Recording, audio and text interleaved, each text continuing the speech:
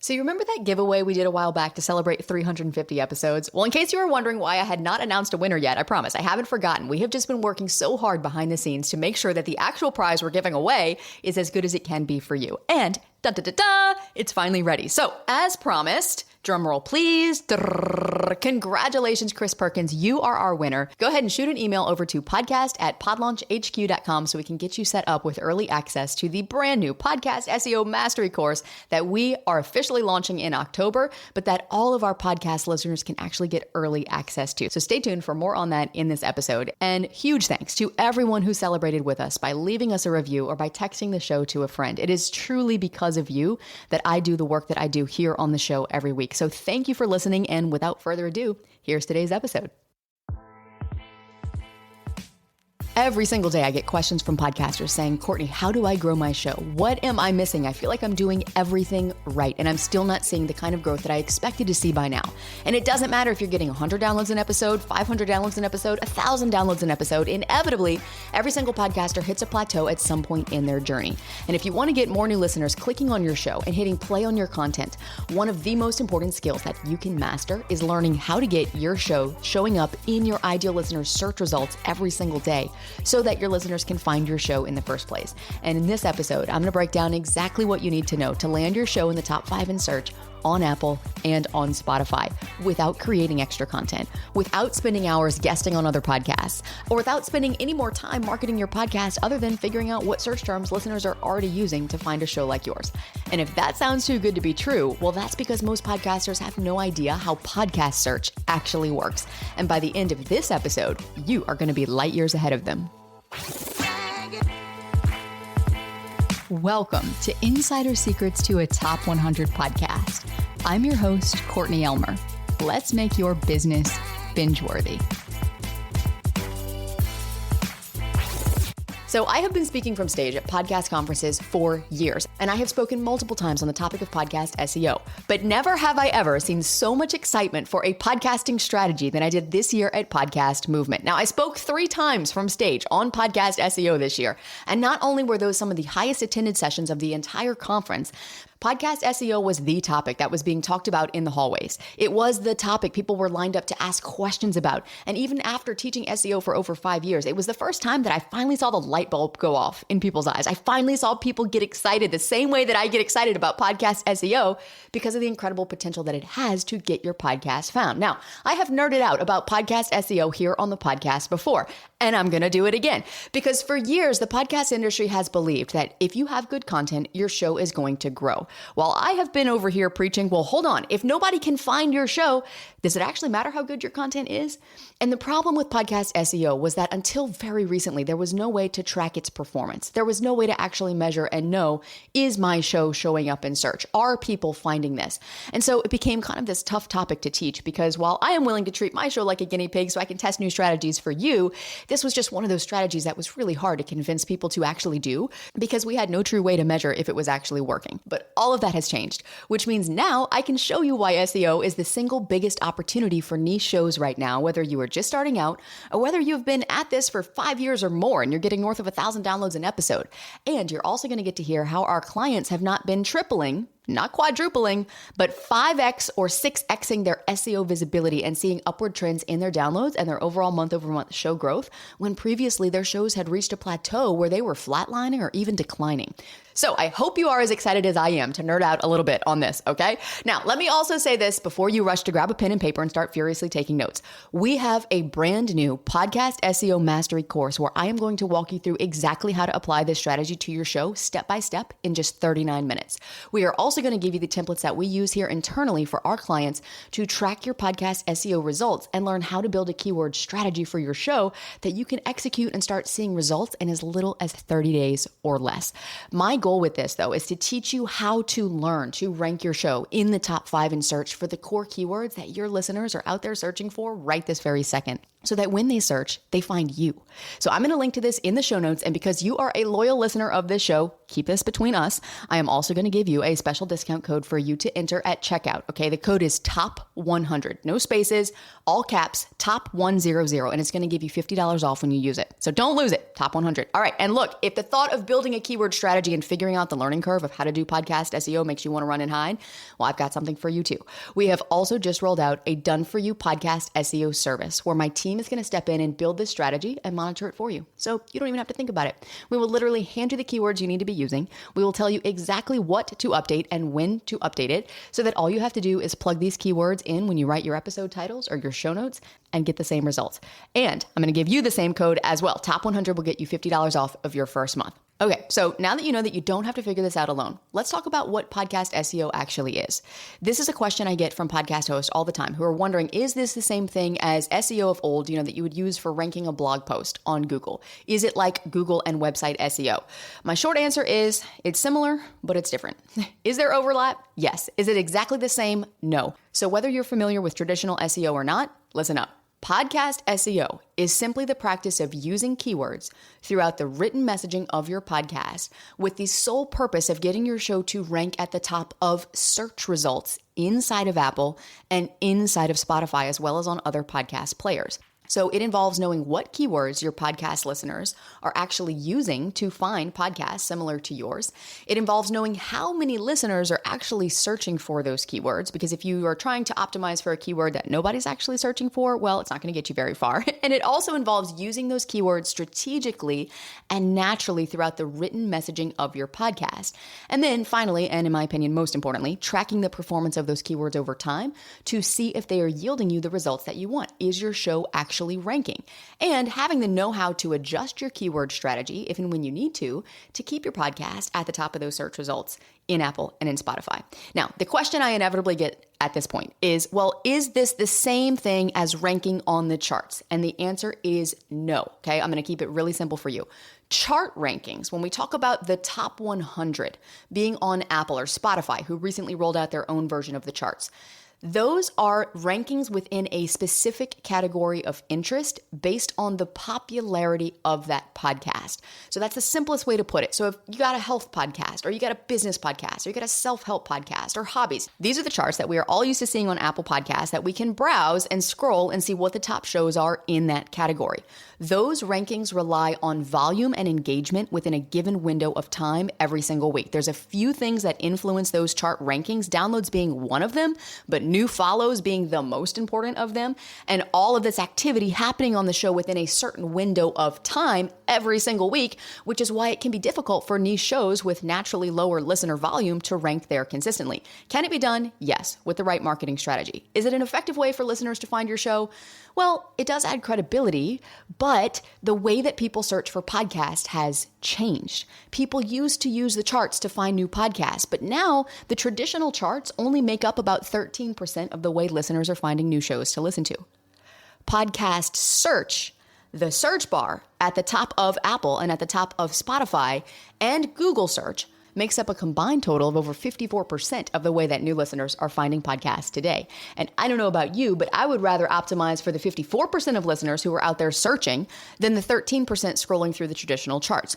So when I am talking about podcast SEO, I'll show you exactly what I mean with where these rankings show up. Okay, so pull out your phone right now, open up the app that you are listening to my voice on, unless of course you're driving, because that is just generally not recommended. But when you have a moment, go to whatever the app is that you typically listen to podcasts and look for the little magnifying glass symbol. It's usually at the bottom somewhere, unless they've moved it. But on Apple, right now, it is at the bottom right, and on Spotify, it is toward the bottom left. All right, so when you see that little magnifying glass, I want you to click it. The search bar at the top is going to pop up, and that's going to allow you to search within the app for whatever you want. So as a test, I want you to type in your name. If you have a podcast, type your name in and hit enter or done. Okay, so you're going to see some results pop up. Now on Spotify, you're going to see a sub-tab that says podcasts, along with some other stuff, playlists and so on. On Apple, because Apple is only a podcast app and it doesn't have music and all this other stuff, you're going to see top results for that search term. You're going to see podcasts with that search term, and you're going to see individual episodes with that search term, and you can tab between these three. So now think of a listener. Podcast listeners might search on Google or ChatGPT for some stuff, But podcast listeners who want a podcast to listen to on that topic, they're going to go to their listening app and they're going to search there. And wouldn't it be great if your show was the first result that popped up no matter where they searched, whether it was in Google or ChatGPT or in the podcast apps? But I'm getting a little bit ahead of myself, all right? Because optimizing for Google and ChatGPT is somewhat slightly different than optimizing for podcast apps. What I always recommend starting with is optimize for the podcast players first, because that is where listeners are going to be searching for podcasts to listen to specific to your topic. And if you want more listeners to find you, your show needs to be in the top 5 of the search results that pop up for that keyword or keyword phrase that your ideal listener is searching. Now, Courtney, why the top 5? Why is that important? Is it just because the top 5 is the best? No, it's because of psychology. And it's because we are all conditioned, thanks to search engines on our laptops and on our computers, that the top search results are the most relevant. I don't know about you, but I don't even click past page 1 of Google anymore. So we are already automatically conditioned to think that the top search results are therefore going to be the most relevant search results for me.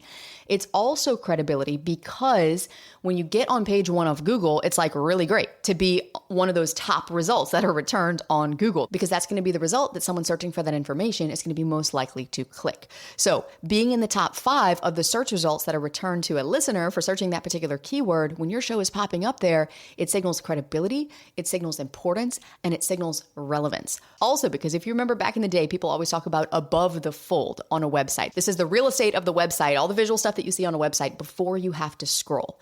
The top 5 search results is also above the fold. So it is before a listener has to scroll to find what they're looking for. And in most cases, listeners are not going to scroll, because we're conditioned to think that the top 5 results, or the top results that we see, are going to be the most relevant to us. So this is really important. Now, the beautiful thing about this is that this finally gives you a way for all that amazing content that you're creating to actually get discovered. You see, most podcasters spend hours creating content, but they don't think about how to help more people find it. But not you, because you are not just any podcaster. Me recording this episode right now is only 50% of the work that I have to do for this podcast. The other 50% is actually marketing the show. It's actually getting the content in the hands of listeners who need it. And then this is where people are like, yeah, but Courtney, I started my podcast to talk about things I want to talk about. I don't want to market. I'm not a marketer. I don't want to have to sell my content, quote unquote, sell to people. I don't want to have to sell them on how to listen, right? Good content should just stand for itself. It should grow by word of mouth. And I hear you. I do. Believe me. I don't want to have a full-time marketing job either. And that is why I love Podcast SEO, because thanks to Podcast SEO, you do not have to market your show full-time. Any marketing that you do for your show will be icing on the cake. It will just get you in front of that many more listeners. Because think about it, when you can tell Apple and Spotify exactly what listeners to match with your show, and you know how to do that, it's like giving those listeners a map to find you. So learn how to do this, master this skill, and then add in other marketing strategies when you're really ready to pour fuel on the fire.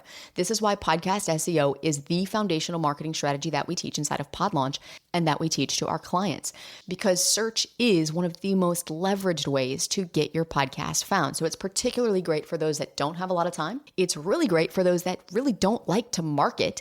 And it's even better for those that have no budget to market. Why? Because you're already writing the titles and descriptions for every episode that you create.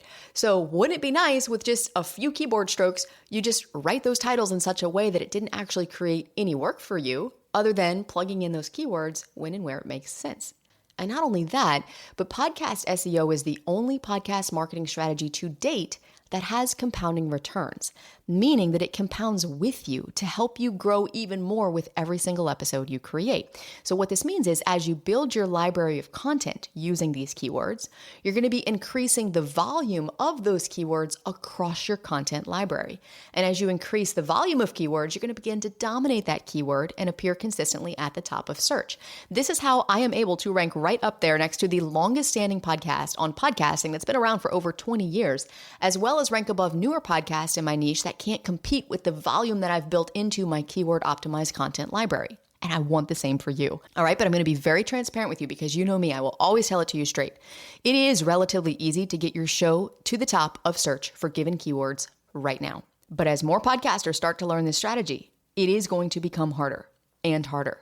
So those who adopt this practice now will always be ahead of the game because of what I've just described, because of the keyword volume effect that compounds with you with every new episode you put out.